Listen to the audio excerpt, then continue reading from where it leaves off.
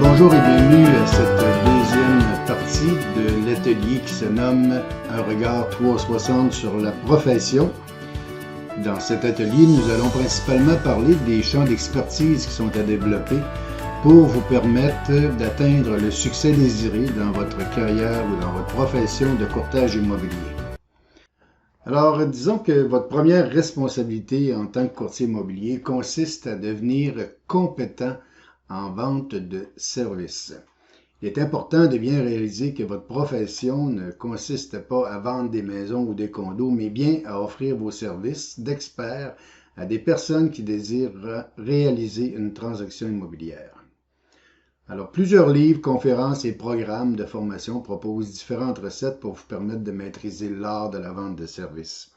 Alors, bien que chaque auteur amène sa propre vision sur le sujet, presque tous s'entendent pour dire que la vente de services s'opère à partir d'un processus de travail qui comprend différentes étapes. Pour notre propos, nous considérerons que la vente de services s'organise autour de 5 grands champs d'expertise. Et voici quels sont ces champs d'expertise. Alors, premièrement, on doit se concentrer sur ce qu'on appelle le développement de la clientèle. Dans un deuxième temps, nous allons vouloir analyser le potentiel d'affaires des clients qui seront rencontrés. Lorsqu'il y a un potentiel d'affaires intéressant, bien, on voudra préparer, présenter et négocier une offre de service ainsi que les honoraires qui s'y rattachent. Une fois l'offre de service conclue, bien, il faut livrer la marchandise, donc c'est la prestation du service. Et en dernier lieu, bien, on parle de maintien de la clientèle active, c'est-à-dire d'avoir un plan de communication qui nous permet de développer chez les gens qui font partie de nos réseaux et nos clients également, le réflexe de penser à nous lorsqu'il est question de transactions immobilières. Voyons maintenant en détail chacun des 5 champs d'expertise qui sont à maîtriser. Alors, le premier champ d'expertise, c'est le développement de la clientèle. Et par développement de clientèle, on entend tout ce qui est à mettre en place pour que vous puissiez être, aussi souvent que voulu, en présence de nouveaux clients qui désirent réaliser une transaction immobilière. Ce premier champ de compétences est le plus important et est celui à maîtriser le plus rapidement. Si vous êtes ou si vous devenez compétent en développement de clientèle, vous pourrez atteindre le niveau de performance que vous vous serez fixé. Vos rêves les plus fous se transformeront en objectifs et ces objectifs se matérialiseront rapidement. Être un courtier immobilier qui a du succès est une grande source de fierté et de satisfaction personnelle. Toutefois, l'inverse est aussi vrai. Lorsque le développement de la clientèle n'est pas fait efficacement, les revenus ne sont pas à la hauteur de vos attentes, l'inquiétude s'installe, la motivation s'effrite et graduellement une perte de confiance en ses capacités de réussir dans cette profession prend place. Alors là, tout semble devenir difficile et certains courtiers abandonnent même la profession parce qu'ils ne sont pas en mesure de générer suffisamment de nouveaux clients. La bonne nouvelle, c'est que devenir efficace en développement de clientèle, ça s'apprend et c'est à la portée de tous. Les personnes qui performent en développement de clientèle n'ont pas découvert un pouvoir secret dans des livres anciens.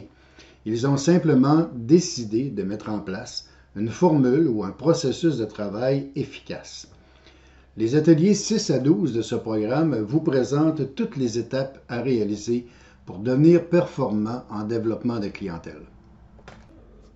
La deuxième compétence à développer dans le processus de vente ou le deuxième champ d'expertise à développer, si vous préférez, c'est l'analyse du potentiel d'affaires des clients qui seront rencontrés. Alors, on sait que plusieurs efforts sont mis en place pour obtenir des rendez-vous avec des nouveaux clients qui désirent réaliser une transaction immobilière. Il est donc important de s'assurer que ces clients seront, pour vous, une opportunité d'affaires intéressante. Alors, votre objectif, c'est de bien comprendre la réalité du client potentiel. Et on a 3 principaux éléments qui sont à analyser.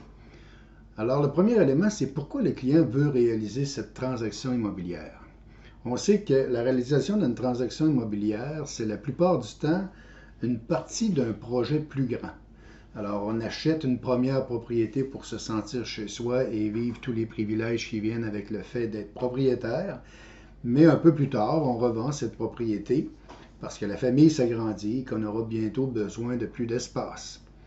Puis, plus tard, on change de propriété pour quelque chose qui correspond davantage à nos goûts, qui se sont peaufinés avec le temps. Encore plus tard, on vendra cette propriété parce qu'elle sera devenue trop grande. Alors, c'est le projet d'ensemble qui est important de comprendre et auquel il faut s'intéresser. En permettant aux clients d'expliquer leur projet, le courtier fait preuve d'empathie, il démontre un véritable souci pour favoriser la réalisation du projet dans son ensemble, pas seulement la transaction immobilière. La différence dans le service perçu par les clients est énorme. Le deuxième point, c'est comment le client perçoit l'industrie du courtage immobilier. La valeur du service en courtage immobilier varie énormément d'un client à l'autre, et bien qu'environ 80% des transactions immobilières au Québec sont réalisées par les courtiers immobiliers, certains consommateurs considèrent les services des courtiers immobiliers comme étant inutiles ou trop dispendieux. Puisque la perception des services en courtage varie d'un client à l'autre, lors de la première rencontre, il est primordial de s'assurer que le client veut vraiment réaliser sa transaction immobilière par l'entremise d'un courtier et que cette décision est définitive. Le troisième point à valider, c'est est-ce que je suis la bonne personne pour l'aider dans cette transaction? Alors, quels sont les critères sur lesquels le client s'appuiera pour choisir le courtier immobilier qui prendra en charge la réalisation de la transaction qu'il s'apprête à faire? Alors, évidemment, les réponses vont varier d'un client à l'autre. Cependant, on peut assez facilement imaginer que l'intégrité, l'honnêteté et la transparence vont vraiment et d'une façon importante influencer ce choix. Alors, l'étape de l'analyse du potentiel d'affaires des clients que vous rencontrerez est donc importante et elle prépare la prochaine étape qui est celle de l'offre de service. Il faut donc, lors de cette première rencontre, poser des questions et surtout écouter activement les réponses fournies. On reviendra sur cette étape du processus de vente au chapitre 16 de ce programme. Alors, une fois que vous avez déterminé que le client a un projet sérieux et qu'il doit réaliser une transaction immobilière pour concrétiser son projet, qu'il veut réaliser cette transaction avec l'aide d'un courtier immobilier et que vous êtes la personne tout indiquée pour l'assister dans cette démarche, vous devez présenter une offre de service. Cette étape est cruciale. L'objectif ultime de cette partie du processus de vente est la signature d'une entente, d'un contrat avec votre client, acheteur ou vendeur. Une importante partie du succès en vente de services repose sur la présentation de votre offre de service et nous y reviendrons bien sûr en détail dans le chapitre 14 de ce programme. La quatrième compétence à développer pour avoir du succès en courtage immobilier, c'est la prestation de service. Alors, comme vous avez conclu votre offre de service avec succès, il faut maintenant réaliser les éléments promis dans l'entente. Alors, cette étape du processus de vente s'acquiert avec l'expérience. Et comme chaque client a ses propres particularités, il devient difficile d'établir une prestation de service qui soit unique. Alors, nous laisserons donc ici votre directeur d'agence vous expliquer la bonne pratique, celle habituellement utilisée par vos collègues. La cinquième compétence à maîtriser pour avoir du succès en courtage immobilier est le maintien de la clientèle active. Par maintien de la clientèle active, on entend faire en sorte que les personnes faisant partie de votre réseau, ainsi que les clients avec qui vous avez réalisé une ou plusieurs transactions immobilières, soient périodiquement contactés de manière à développer chez ces personnes votre notoriété d'une part et le réflexe de penser à vous lorsqu'il est question de transactions immobilières. On parle donc ici de la création et de la mise en place d'un plan de communication efficace. Le dernier chapitre de ce programme est dédié à ce dernier champ de compétences. Alors, en conclusion, il est important de bien comprendre que pour réussir en immobilier, la première tâche, la première responsabilité, la première compétence que vous avez à développer, c'est au niveau de la vente de services.